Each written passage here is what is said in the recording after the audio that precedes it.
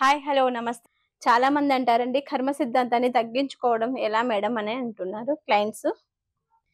కర్మ సిద్ధాంతం తగ్గించుకోవటానికి భగవంతుడు మనకి చాలా అవకాశాలు ఇస్తాడండి. కానీ వాటి పరంగా మనం ఆలోచన చేయట్లేదు.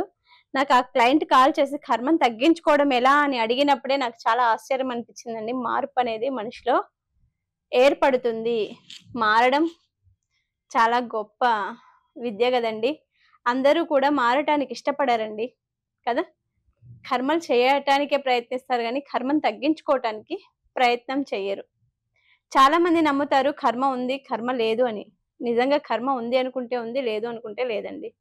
100% అయితే కర్మ ఉంటేనే కదండీ మన జీవితాలు ఎలా ఉండాలి, ఏముండాలి. ఒక గొప్పవాడుగా పుడతాడు, ఒక పేదవాడుగా పుడతాడు. అవునా కదా! ఒక ఆఫీస్‌లో గాని, లేకపోతే ఒక హాస్పిటల్‌లో గాని డెలివరీ అయ్యే వాళ్ళని చూడండి. ఆఫీస్‌లో బాసులెప్పుడూ పెద్ద పొజిషన్‌లో ఉండి, కింద ఉన్న అథారిటీని లీడ్ చేస్తూ ఉంటారు. అంటే అతను మంచి కర్మ చేశాడు. అవునా? కాదా? 10 మందిని ఉద్యోగాలిస్తున్నాడంటే మంచి కర్మ చేశాడు అని. అదే ఒక హాస్పిటల్‌లో ఇద్దరు డెలివరీ అయినారండి. ఒకరు ఉన్నవాళ్ళు, ఒకరు లేని వాళ్ళు. లేని వాళ్ళకేమో డెలివరీ మంచం, బెడ్ కూడా ఇవ్వలేదు. ఉన్న వాళ్ళకేమో ఏసీ రూమ్ గూడా ఇచ్చి డెలివరీ చేస్తారు. ఎందుకంత వేరియేషను? ఏదో జన్మలో వాళ్ళు పుణ్యం చేశారు గాబట్టి ధనికులుగా పుట్టారు. లగ్జరీ జీవితాన్ని గడుపుతున్నారు. ఏదో జన్మలో వీళ్ళు ఎవరికో ఒకరికి హాని చేయడమో, లేకపోతే వాళ్ళు కర్మని ఒక ఏమంటారు? ఒక డిపాజిట్ లాగా పెట్టుకున్నారు గాబట్టి, దాన్ని తగ్గించుకునే ప్రయత్నం చేయలేదు గాబట్టి, నిరుపేదగా పుట్టి అక్కడ కూడా లేకుండా, బెడ్ గూడా లేకోకుండా నార్మల్ డెలివరీ అయ్యారు. అవునా కాదండి? ఇది నమ్మొచ్చు కదా మనం. అదే మనం మంచి కర్మ చేసుండింటే గదా! మనం కూడా కోటీశ్వరులం అయ్యుండొచ్చు అనే ఆలోచన చేయొచ్చు కదా! కొంతమందుంటారండి చాలా యూనిక్‌గా ఆలోచన చేస్తారు. కొంతమందుండారండి కామన్‌గా ఆలోచన చేస్తారు. కొంతమందుంటారండి ఒక దారిలో ఒక నిర్దేశమైన మార్గాన్ని సెలెక్ట్ చేసుకుంటారు. కొంతమందుంటారు అందరూ వెళ్ళే దారిలోనే వెళ్తారు. ఎవరైతే యూనిక్‌గా ఆలోచన చేస్తారో వాళ్ళే గొప్పవాళ్ళవుతారండి ఎప్పుడే గాని. అవునా కదా! కర్మ సిద్ధాంతం ఉంది అని 100% చెప్పొచ్చండి. ఆ కర్మకు కారకుడు భగవంతుడండి. శివ పరమాత్ముడు. అందరి రాతల్ని కూడా రాసింది, అందరి జీవితాల్ని కూడా సమయపాలన చేసింది శివ పరమాత్ముడు. ఆ శివుడు చెప్తేనే, ఏలు చూపిస్తేనే, చూపుడు వేలు శివుడు చూపిస్తేనే సూర్యుడు, చంద్రుడు పని చేస్తారంటండి. ఉదయించాలన్నా, అస్తమించాలన్నా కూడా. ఎందుకో తెలుసా? అంతటి నిర్దేశమైనటువంటి ప్రణాళికతో శివ పరమాత్ముడు ఉంటాడంటండి. చిన్న నామస్మరణతోనే మీ కర్మలు నేను తగ్గిచ్చేస్తాను అని శివుడు చెప్తాడంటండి. కానీ ఆ నామస్మరణ కూడా మనం చేసే టైం ఉండదు. చాలామంది ఇంట్లో ఖాళీగా కూర్చున్నా, లేకపోతే ఆఫీస్‌కెళ్ళినా కూడా ఒక భగవంతుని మీద ధ్యాస కూడా ఉంచరండి. ఏదో చేస్తున్నాము, పని తింటున్నాము, వెళ్తున్నాము, వస్తున్నాము అని అంటున్నాము. కానీ దేవుడి మీద మన నామస్మరణ వెళ్ళినప్పుడు మన మైండ్‌కి ప్రశాంతమైనటువంటి ఆలోచనొస్తుందండి. ప్రశాంతమైనటువంటి జీవిత విధానం ఏర్పడుతుందండి. ఒక ఆధ్యాత్మికమైనటువంటి గుణం ఏర్పడుతుంది. ఒక 20 ఏండ్ల పిల్లవాడిని ఎప్పుడు గుడికి వెళ్ళండి అని చెప్తారండి పెద్దవాళ్ళు. ఎందుకంటే టీనేజ్‌లో ఉంటారు కదా! ఏది చెయ్యాలో తెలియదు. ఏది చేయకూడదో తెలీదు. అదే ఒక పెద్దవాళ్ళు 80 ఏండ్లు వచ్చిన వాళ్ళని మీరు ఇంక గుడికి వెళ్ళాల్సిన అవసరం లేదు. మీ జీవిత పాఠాలే మీకు దేవుడిని చేస్తాయి అని అంటారండి. వాళ్ళు ఎన్నో ఎక్స్‌పీరియన్స్‌లు నేర్చుకొని ఉంటారు. ఎన్నో గుళ్ళకి, గోపురాలకి తిరిగి ఉంటారు. ఆ వయసులో మీరు రెస్ట్ తీసుకోండి అని చెప్తారు. వాళ్ళే దేవుళ్ళయిపోతారండి. 80 ఏండ్ల వాళ్ళకి అడగండి. ఎన్ని జీవిత సత్యాలు చెప్తారో వాళ్ళు. అవునా కదా! మంచి ఫిలాసఫర్‌లుగా గూడా తయారవుతారు.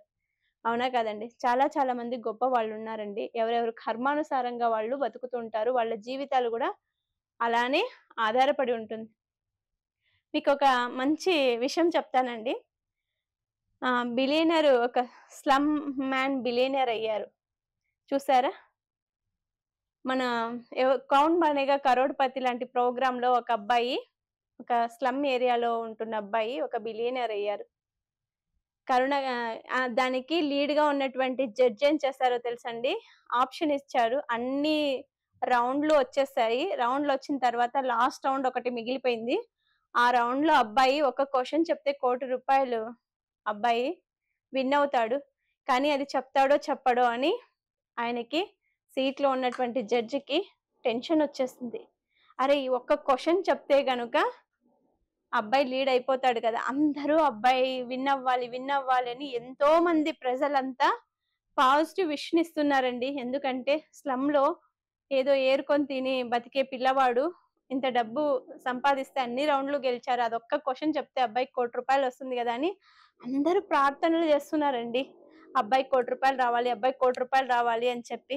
ఆ ప్రార్థనలన్నీ విన్న ఆ జడ్జి కూడా, హాట్ సీట్ లో కూర్చున్న జడ్జి కూడా లేసి అబ్బాయికి హెల్ప్ చేయాలని చెప్పి మెల్లగా వెళ్ళాడండి. వెళ్ళి ఆ వాష్రూమ్ గోడ మీద రాశాడు. ఒకటా, రెండా, మూడా, నాలుగా అని ఉంటాయి కదండి. 4 ఆప్షన్లే ఉన్నాయి కదా కదా ఒక క్వశ్చన్ రైట్ అయితే రైట్, లేకపోతే రాంగ్ అయితే రాంగ్, 4 ఆప్షన్లే ఇస్తాడు కదా. ఆ 4 ఆప్షన్లో ఏదో ఒకటి సెలెక్ట్ చేసుకోవాలి కదా. ఆ రైట్ అయినటువంటి ఆప్షన్ ని గోడ మీద వాష్రూమ్ డోర్ మీద రాసేసి బాత్రూమ్ లోకి వెళ్ళేసి వస్తాడండి. వెళ్ళేసి వచ్చాక మళ్ళీ వచ్చి హాట్ సీట్ లో కూర్చుంటాడు.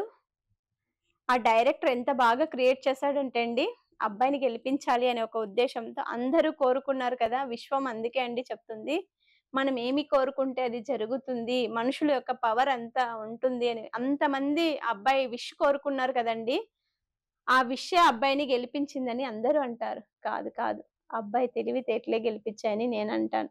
అది చూసినప్పుడు నాకు చాలా చాలా హ్యాపీ అనిపించిందండి. ఆ డైరెక్టర్ చిత్రీకరించారు చూడండి ఆ వెబ్ సిరీస్ ని, చాలా బాగా అనిపించిందండి. అసలు ఆయన లేసి వెళ్ళడం, ఎవరికి హెల్ప్ చేయడు, ఆయన అందరినీ కన్ఫ్యూజ్ చేసి పడేస్తారు. ఫస్ట్ నిజం చెప్పినా కూడా ఆయన పనే అది కదా, కన్ఫ్యూజ్ చేయడం. అయినా కన్ఫ్యూజ్ చేస్తూనే ఉన్నాడు. ఆ అబ్బాయికి వెళ్ళి హెల్ప్ చేయాలని వాష్రూమ్ మీద రాశాడండి. అయినా అబ్బాయి చూశాడు, నేను ఎందుకు ఆయన రాసింది ఎందుకు చెప్పాలి అని చెప్పుకున్నాడు. మళ్ళీ ఈ అబ్బాయిని కన్ఫ్యూజ్ చేస్తున్నాడు. నేను అంతగా క్లారిటీగా అక్కడ రాసినా కూడా ఈ అబ్బాయి ఇంకా ఎంత టైం తీసుకుంటున్నాడు ఎందుకు అని ఈ సీట్లో, హాట్ సీట్లో చాలా ఆతృతగా చూస్తున్నాడండి జడ్జ్. అయితే అబ్బాయి ఏం చేశాడు, ఇదంతా కరెక్ట్ కాదు, నన్ను ఈయన కన్ఫ్యూజ్ చేస్తున్నాడు, ఇది చెప్తే ఇది రాంగ్ అయిపోతుందేమో, నేను చెప్పను అని చెప్పి అబ్బాయి ఆలోచన చేసి కళ్ళు మూసుకొని ఒక 15 నిమిషాల తర్వాత బి అనే దాని మీద లాక్ చేసేయండి అని చెప్పారండి. కరెక్ట్ ఆన్సర్ కూడా ఆ డైరెక్టర్, అది తప్పు, ఆయన రాసిందే కరెక్ట్ అయినా కూడా అబ్బాయిని గెలిపించాలని ఆ తప్పైన ఆన్సర్ ని కరెక్ట్ చేయించి ఆ అబ్బాయిని కోటీశ్వరుని చేశారండి. అవునా కాదా? బిలీవ్నెస్, ఒక విష్ అనేది అందరూ కోరుకున్నారు కదా. ఆ స్లమ్ లో ఉన్న అబ్బాయి కూడా బిలియనర్ కావాలి అని చెప్పి మంచి ఎపిసోడ్ అండి అది. నాకు చాలా బాగా నచ్చింది. మీకు ఎవరికైనా చూడండి, స్లమ్ మ్యాన్ బిలియనర్ అని ఒక ఎపిసోడ్ వచ్చింది. చాలా చాలా బాగా అనిపించిందండి నాకైతే. చాలా అద్భుతంగా చిత్రీకరించారు ఆ డైరెక్టర్. ఆ అబ్బాయిని అంతమంది కోరుకున్నారు కాబట్టి అలా అయిందండి. అదృష్టము, కర్మ అనేది మనకు అలా కలిసొస్తుందండి మనుషుల రూపంలో కదా. ఆ ఒక్క క్వశ్చన్ రాంగ్ అయినా కూడా కరెక్ట్ చేయించారు. అంతమంది కోరుకున్నారు కాబట్టి ఆ అబ్బాయి విన్ అయితే బాగుంటుంది అనే ఒక ఉద్దేశంతోటి అందరి విషుల్ని గెలిపించాలి, అందరి మనోభావాల్ని గెలిపించాలి, అబ్బాయి గెలవాలి అని చెప్పి అందరూ చెప్పినట్టు అబ్బాయి వినుకోకుండా అబ్బాయి యూనిక్ గా ఆలోచన చేస్తారు. ఆయన చెప్పింది రాంగ్ ఏమో, అందరినీ కన్ఫ్యూజ్ చేస్తాడని ఫస్ట్ ఆయన్నే నమ్మలేదండి. ఆయన ఎలాగైనా ఆ అబ్బాయిని హెల్ప్ చేయాలనే నిజంగానే చెప్పాడు. కానీ ఇక్కడ సీట్‌కి వచ్చేటప్పటికి ఆయన ధర్మం ఆయనే చేయాలి కాబట్టి మళ్ళీ దీనికి లాక్ చేయనా, దానికి లాక్ చేయనా, దానికి లాక్ చేయనా అని చెప్పి అడుగుతున్నాడు. ఏదో కన్ఫ్యూజ్ చేస్తున్నాడని ఆయనకి తోచింది ఒకటి చెప్పాడండి. అదే కరెక్ట్ అయిందని చెప్పి డైరెక్టర్ చిత్రీకరించి అబ్బాయికి ₹1,00,00,000 వచ్చేలా, అంటే మనోభావాన్ని దెబ్బతీయకోకుండా చేయడం. ఒక స్లమ్ అబ్బాయి ఏంటండి కోటీశ్వరుడు అవ్వడం ఏంటి కదా. ఏదో జన్మలో ఏదో పుణ్యం చేసుంటాడు. ఆ పుణ్యమే ఆ రూపంలో అబ్బాయికి ఇంత మనుషులు కూడా విష్ కోరుకుంటారండి, ప్రతిఫలం వస్తుంది. అవునా కాదా? ఎంత బాగా అనిపిస్తుందండి. అదే కర్మ సిద్ధాంతం ఉంది అని చెప్పాలండి. అంతెందుకండి, ఏఆర్ రెహమాన్ గారు ఎంత తండ్రి లేని పిల్లవాడుగా చిన్నప్పటి నుంచి చాలా కష్టాలు అనుభవించి మ్యూజిక్ డైరెక్టర్ అయ్యాడు. ఒక యూనిక్ మ్యూజిక్ డైరెక్టర్ అంటే ఏఆర్ రెహమాన్ అని అంటారు కదండి. మనం ఒక పాట చూస్తాము, చిన్నప్పటి నుంచి ఎంతో మనసుకు అది, దానికి ఆస్కార్ అవార్డు కూడా వచ్చింది. ఈ పాటకేంటి ఆస్కార్ అవార్డు వచ్చింది, డబ్బాలు కొట్టిన సౌండ్ వస్తుంది అనిపిస్తుందండి. ఏముంది దాంట్లో యూనిక్‌నెస్ అనిపిస్తుంది. కానీ ఆ అవార్డులు ఇచ్చే వాళ్ళకి తెలుసు కదండీ, అది డబ్బా సౌండా, యూనిక్ సౌండా, ఎంత మనసు పెట్టి డ్రమ్స్ వాయించాడు అనేది అతనిలో ఉన్న టాలెంట్‌ని బయట తీస్తారండి కదా. అతను పాటలు మాత్రమే పాడాలి గానీ డ్రమ్ములు కొట్టకూడదు గదా కదా. అయినా డ్రమ్ములు కొట్టుకుంటూ ఆయన అందరి మనసుని గెలిపించారు. ఆ పాట చిన్న పాటండి. చిన్న చిన్న ఆశ చిన్నదని ఆశ అని ఒక చిన్న పాటండి. ఏముంది దాన్ని వింటే ఇంత లాజిక్ ఉందా ఈ పాటలో అని అనిపిస్తుంది. కానీ దానికి ఆస్కార్ అవార్డ్ వచ్చిందండి. అవునా కదా! ఆయన ఇప్పటి వరకు ఆయన సర్వీస్‌లో ఎప్పుడు నెగెటివ్ అనేదే లేదండి. ఏఆర్ రెహమాన్ పాటలు వింటుంటే ఎంతో హాయిగా అనిపిస్తుంది. ఎన్నో ప్రేమానికి సంబంధించినవటే పాటలు చాలా గొప్ప గొప్పగా పాడారండి. ఆయన వాళ్ళ భార్యకి డైవర్స్ ఇచ్చారని చాలా మంది అన్నారండి. అక్కడ కాంట్రోవర్సీ చేసుకున్నారన్నారు. కానీ నిజంగా గొప్పవాళ్ళండి వాళ్ళు. వాళ్ళ భార్యనే స్టేట్‌మెంట్ ఇచ్చింది. ఏమనో తెలుసా? "మా వారు ఎప్పుడు నాకు డైవర్స్ ఇవ్వలేదు.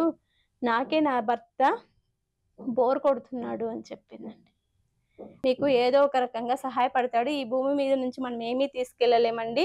ఏమీ తీసుకురాలేదు తీసుకెళ్ళటానికి కూడా. కాబట్టి అన్నింటికి ఆ శివ పరమాత్ముడే మనకు జన్మనిచ్చాడు. మనం పుట్టాలన్నా, చావాలన్నా ఆయన చేతుల్లోనే ఉంటుంది కాబట్టి మనం మన కోసం ఎంతైనా బతకచ్చండి. ఇతరుల కోసం గూడా బతకాలి. కాబట్టి కొన్ని కొన్ని చన్నీళ్ళ కుండల్ని మీ స్తోమతానుసారం ఒక కుండ కొనగలిగితే ఒక కుండ, 2 కుండలు కొనగలిగితే 2 కుండలు అక్కడక్కడ పెట్టేసి దానికి గుడ్డ చుట్టి ఒక గ్లాస్ పెట్టండి. దాహంతో వచ్చిన వాళ్ళు దాహం తీర్చుకొని ఎవరు పెట్టారో ఈ చన్నీళ్ళ కుండని మిమ్మల్ని దీవిస్తారండి. మీరు గూడా చల్లగా ఉంటారు. నా మీద విశ్వాసం ఉంచి నా క్లయింట్స్‌గా ఇంతమంది వచ్చినందుకు మీకు కూడా నేను మంచి మంచి సలహాలు, సూచనలు ఇవ్వాలని నేనిక్కడున్నానండి. నా సలహా, సూచనలు తీసుకొని మీరు కూడా మీ జీవితాన్ని పూల పాన్పు చేసుకుంటారని మనస్ఫూర్తిగా కోరుకుంటున్నానండి. సర్వేజన సుఖినో భవంతు అండి. లోకా సమస్త సుఖినో భవంతు.